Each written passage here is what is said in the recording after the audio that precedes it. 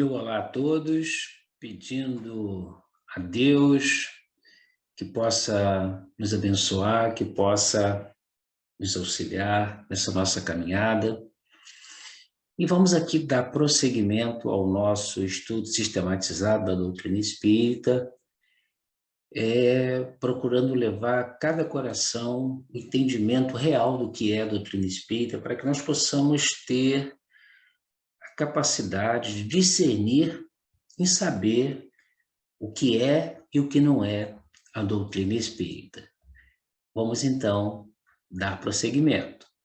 Bem, então, dando prosseguimento, nós estamos acompanhando esse estudo feito, elaborado pela Federação Espírita Brasileira, que é uma edição revisada e atualizada. E hoje nós estamos dando continuidade, nós estamos já no nosso 6º programa, se não me engano, e nós vamos 6º ou 7º, não tenho certeza, mas todos podem ver, está no playlist, está no nosso YouTube, ele pode ver todos os programas. Ele está bem explicativo e ele é realmente para todas as pessoas que querem conhecer o Espiritismo. E nós estamos então agora entrando no contexto histórico, quer dizer, estamos entrando porque essa já é a nossa segunda apresentação com relação a esse contexto histórico do século XIX na Europa, que deu início a todo esse grande boom, a todo esse grande conhecimento. E hoje, então, nessa apresentação de hoje, nós vamos entender algumas coisas interessantes. Nós falamos que, no último encontro, que nós íamos, para chegar a essa conclusão do Espiritismo, nós vamos falar da Declaração de Independência dos Estados Unidos, vamos falar um pouco hoje, Revolução Francesa e de Napoleão, muito importante. Nas próximas, nós vamos falar de Revolução Industrial, manifestação artística e cultural, vamos falar de manifestações filosófica, política, religiosa, social e científica, muito importante para que a gente possa, então, entrar, de fato, no Espiritismo como uma grande revelação, como a terceira revelação do nosso século, dos nossos séculos atuais. Bem, então, hoje, a nossa proposta é falar da independência dos Estados Unidos para a gente chegar, então, à Revolução Francesa. Qual a importância, então, dessa independência dos Estados Unidos? Bom, porque os Estados Unidos, eles foram, assim, a primeira nação a absorver daquele pensamento mais autêntico dos iluministas, onde eles chegam à Declaração da Independência. Por quê? Porque eles eram uma colônia da Grã-Bretanha. Então, até 1970, até 1776, os Estados Unidos, como colônia da Grã-Bretanha, já vinha algum tempo numa determinada guerra, porque eles eram assim extorquidos, eles eram cobrados altos impostos com relação a ser eles uma colônia. E aí, então, aparece a figura de Thomas Jefferson, presidente da época, que ele, então, assina essa declaração em 4 de julho de 1776, quando a gente observa que até hoje é muito comemorada essa independência dos Estados Unidos. É uma pena que aqui no Brasil nós não temos essa mesma comemoração, mas isso aí é outro caso. Essa independência dos Estados Unidos, qual é a consequência maior para isso? Porque ela repercutiu muito na França.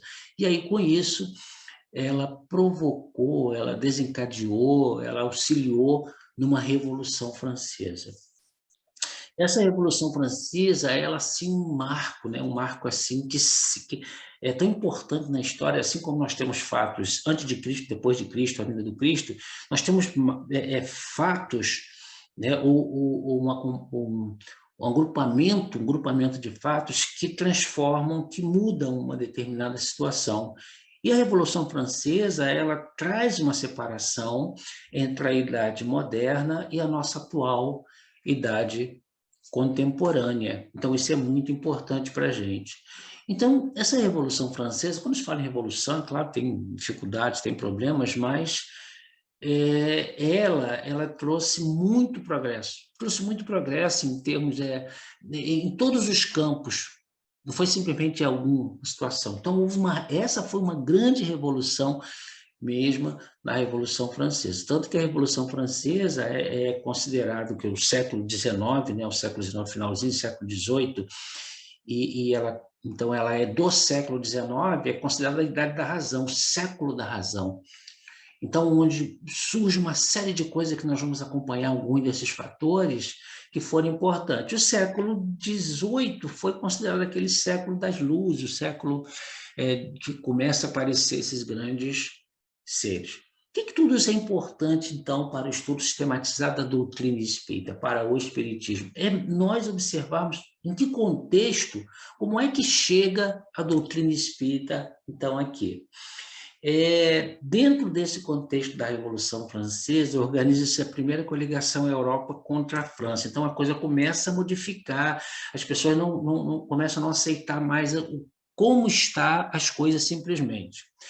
E no mundo espiritual, reúne-se os gênios da latinidade, né, que a gente coloca aquela idade, entendemos o conjunto dos povos latinos e seus respectivos modos. Como é que é isso? Então, os povos latinos encarnados e desencarnados, né, no mundo espiritual, e vão solicitar a Jesus, né, vão solicitar as bênçãos para esse país, para essa nação, para esse povo, para essa situação que está acontecendo. E, é claro, não é deixado em vão, nenhuma prece, nem nada é deixado em vão. Tudo que se pede, né, a gente tem uma resposta. Mas Deus é sábio. Então, a coisa já estava fluindo. Nesse momento político, né, está acontecendo tudo aquilo, surge uma figura muito carismática.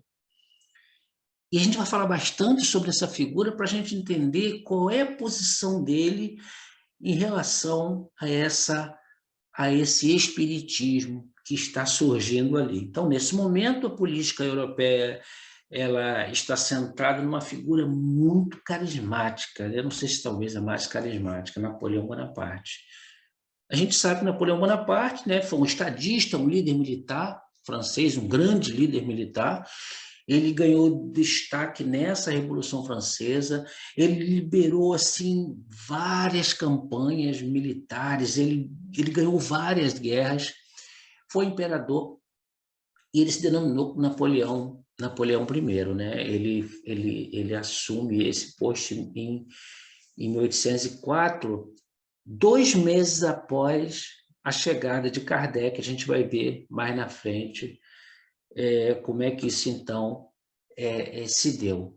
É claro que quando a gente fala em revolução, quando a gente fala em guerra, quando a gente fala... Ela tem as consequências negativas, né? Todas as guerras. Revolução é uma coisa que revoluciona, ela traz mudanças, revolucionou. Deixa um antigo para começar um novo. Então, a figura de Napoleão Bonaparte, então, que eu vou me ater um pouco em cima dele, para a gente poder compreender, ele assim teve muitos benefícios. A gente vai ver que teve muitos benefícios sociais, políticos. Ele trouxe com essa Revolução Francesa uma série de coisas, né? É claro que quando a gente fala em revolução, né, anos de terror, mas assim Napoleão Bonaparte ele trouxe grandes acontecimentos importantes para a chegada do espiritismo. E a gente vai ver algumas delas aí, dessas realizações. Ele promulga uma nova Constituição.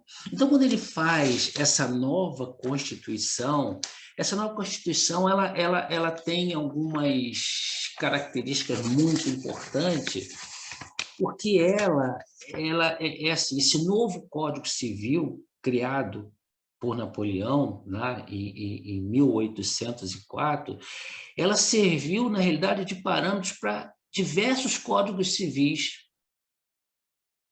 tanto da França como de outros países, porque ela vem inspirada nos direitos romanos. Então, ela garantia vários princípios, né? É claro que deixou a desejar algumas coisas, mas estava iniciando, né? Ela traz uma nova postura de liberdade individual.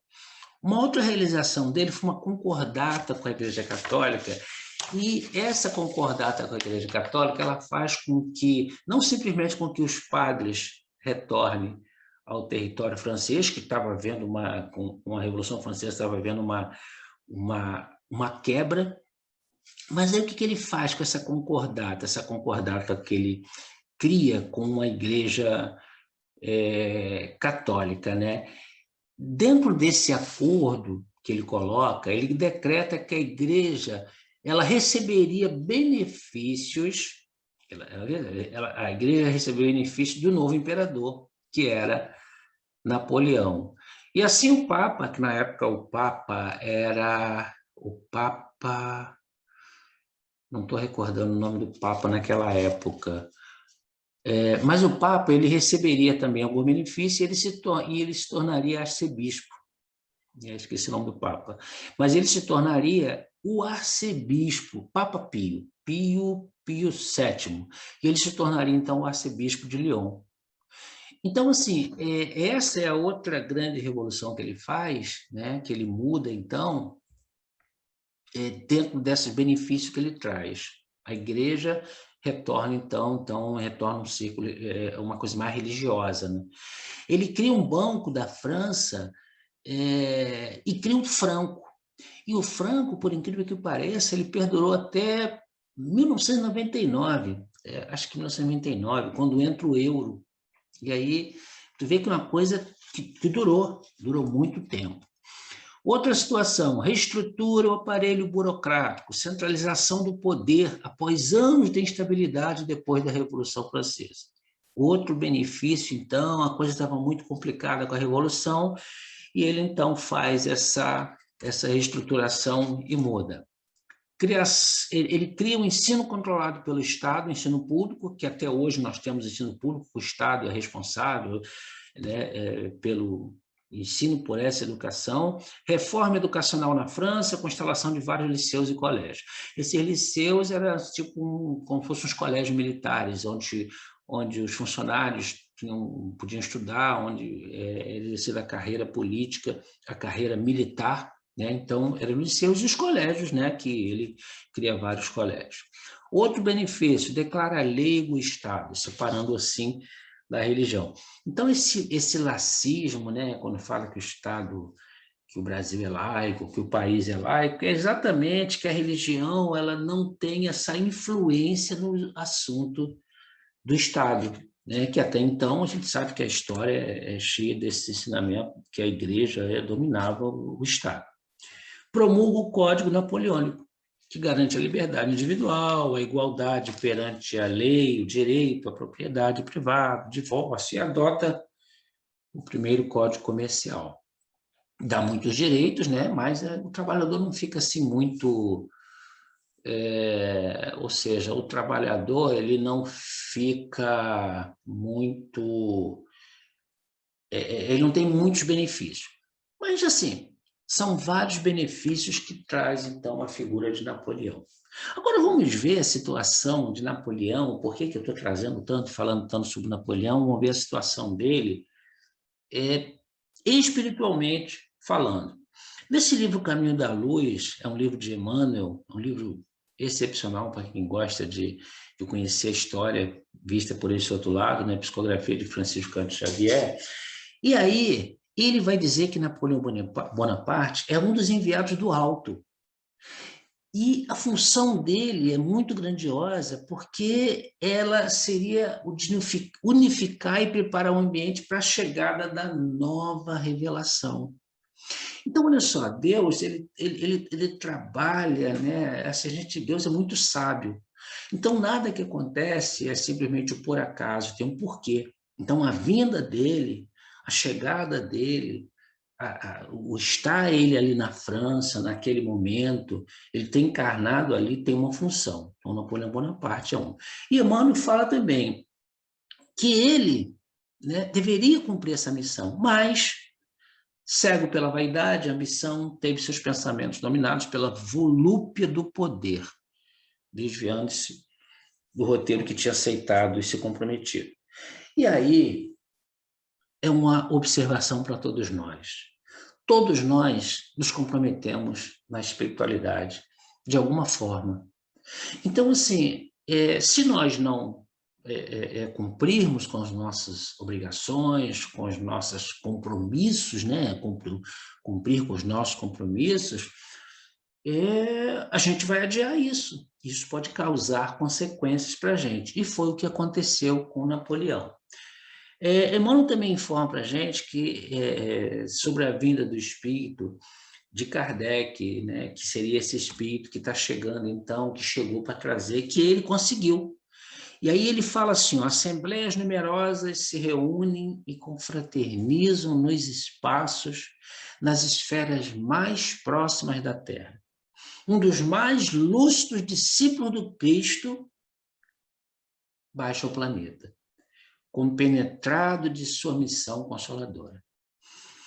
Então, assim, quando a gente fala que Kardec não está ultrapassado, que Allan Kardec, que os ensinos de Kardec que ele trouxe não é algo assim leigo, não é algo passageiro, é porque esse espírito veio preparado para isso. É um espírito que já tinha muitas vivências, tinha um conhecimento, tinha uma capacidade tão grande que a espiritualidade, então, o coloca nessa grandiosa missão de trazer a promessa do Cristo, que seria a terceira revelação para nós. Então, nós que somos espíritas, que procuramos entender o espiritismo com essa clareza, a gente entende que não tem nada errado, que as coisas estão no seu lugar, que as coisas estão acontecendo de forma correta. Falando um pouquinho mais de Napoleão, para que a gente consiga compreender, que a gente consiga trazer para cada um de nós, para os nossos corações, a certeza de que nós estamos no lugar certo, na hora certa, a certeza de que nós temos que procurar fazer o melhor possível para a nossa evolução, para o nosso crescimento. Eu vou trazer aqui o que o espírito Irmão X, né, Humberto de Campos, o que ele traz para a gente, através de Chico Xavier, nesse livro Cartas e Crônicas. Cara, eu vou trazer alguma coisa, depois a gente lê, para não tirar também a surpresa, né, o agradável de a gente ler. Humberto de Campos, pela psicografia também de nosso querido Chico Xavier, no livro Cartas e Crônicas, descreve-nos essa assembleia, nessa que a gente está falando, ocorrida na noite de 31 de dezembro de 1799. Final do século XVIII vai entrar o século XIX, então tem uma reunião na espiritualidade. Relata que legiões de espíritos sábios e benevolentes reúnem-se para marcar a entrada do novo século e cita, entre outros, a presença. Olha o time que vem aí, que ele cita que está nessa reunião. Sócrates, Platão, Aristóteles, Agostinho, Fénelon, Giordano Bruno, Tomás de Aquino, São Luís de França, São Vicente de Paulo, Spinoza, Erasmo, Gutenberg, Galileu, Pascal e Dante Alighieri. Bom, esse só, olha o que ele coloca, mas quem é que está chegando aqui? Em dado momento, eu olhei um pouquinho para a gente entender, em dado momento, à frente de um grupo de espíritos encarnados no planeta, temporariamente desdobrado no seu corpo físico, quem chega está a figura de Napoleão Bonaparte. Mas como? O qual é recebido por alguns desses espíritos que o saúdam e o acolhem. Então, Napoleão Bonaparte, falamos que ele foi com a missão. Ele chegou no planeta e aí ele está desviando o seu pensamento, está desviando sua forma. O poder está dominando. E aí, nesse momento dessa reunião, ele é levado em desdobramento para essa reunião e é recebido pelos companheiros. Quando dos recantos do infinito abre-se uma estrada de luz pela qual desce como de estrelas e que se transformam em figuras humanas nimbadas de luz celestes. Dentre todos, no entanto, então chegou mais outros espíritos de esferas mais superiores. Dentre todos, no entanto, um deles avultava em superioridade e beleza. Tiara retilante brilhava-lhe na cabeça, como que a aureolar-lhe de bênçãos o olhar magnânimo, cheio de atração e doçura. Na destra, guardava um cetro dourado e a recamar-se de sublimes cintilações. Os espíritos, então, quando se reúnem assim, como vai ter espíritos, outros tipos de espírito, tipo estava Napoleão, tinha outros espíritos também em desdobramento, então eles vêm com aquela forma que aquele espírito conhece ele. Né? Ele vem, então, trajado daquela maneira para ser reconhecido por aqueles espíritos, talvez um pouco mais inferior. Esse espírito que for escolhido pelo planejamento divino a abrir os caminhos da nova revelação consoladora que faria da mensagem cristã deturpada e relegada aos cultos exteriores ao longo dos séculos, agora revivificada e relembrada, restabelecendo todas as coisas. Então, a gente entende com isso que esse espírito que chega é o espírito que futuramente seria o Allan Kardec. E a gente, então, vai ver isso nesse cenário que depois, então, ele encarna né, no planeta, e após esse encarnar no planeta, o Napoleão ele não vai segurar, né, ele não vai, essa reunião que está acontecendo, ele vai se tornar imperador, né, e ele não vai manter esse compromisso dele. Para que a gente possa terminar, tem, nesse mesmo livro, Cartas e Crônicas, tem um título lá, Kardec e Napoleão, que é muito interessante. Vou finalizar com isso hoje. Ele diz assim, ó, o celeste emissário sorrindo, né? Chegou lá, né? Chegou aquele outro lá, chegou Kardec, e parece que ele conhecia bem, né? Esse espírito, já tinham outras vidas, conheciam bem, que ele se alegra quando chega esse espírito. O celeste emissário, sorrindo com naturalidade, ergueu-o de pronto e procurava abraçá-lo. Porque quando ele vê essa figura chegando, ele corre até ela. Está lá descrito, ele vai até ela, ele levanta, vai até ela, se abaixa até ela, e aí essa figura levanta ele, ergue de pronto e procurava abraçá-lo. Quer dizer, quando o céu pareceu abrir-se diante de todos, de uma voz enérgica e doce, forte como ventania e veludosa como a ignorada melodia da fonte, exclamou para Napoleão, que parecia eletrizado de pavor e júbilo ao mesmo tempo. Estava cumprindo a tarefa, né? Irmão e amigo, ouve a verdade que te fala em meu espírito. Este é a frente do apóstolo da fé. Ele está de frente para o espírito, que seria Kardec, né? Que sob a égide do Cristo descerrará para a terra, atormentada, um novo ciclo de conhecimento. Então, ele vai chegar. Então, a gente vê que Kardec, desde da espiritualidade, ele já veio com essa tarefa. César ontem e hoje orientador. Rende o culto de tua veneração ante o pontífice da luz. Renova, perante o evangelho, o compromisso de auxiliar-lhe a obra renascente. Então, esse espírito de luz que chega, ele está solicitando para Napoleão, olha, renova o seu compromisso, você se comprometeu, renova para auxiliar, então, esse espírito que está chegando para trazer o novo, a mensagem do Cristo. E aí, lá embaixo, ele coloca, né, e vai lendo o texto, se honrares as tuas promessas, terminarás a missão com o reconhecimento da posterioridade e escalarás horizontes mais altos da vida. Cumpriu tua tarefa? Olha, tu vai receber o seu galardão.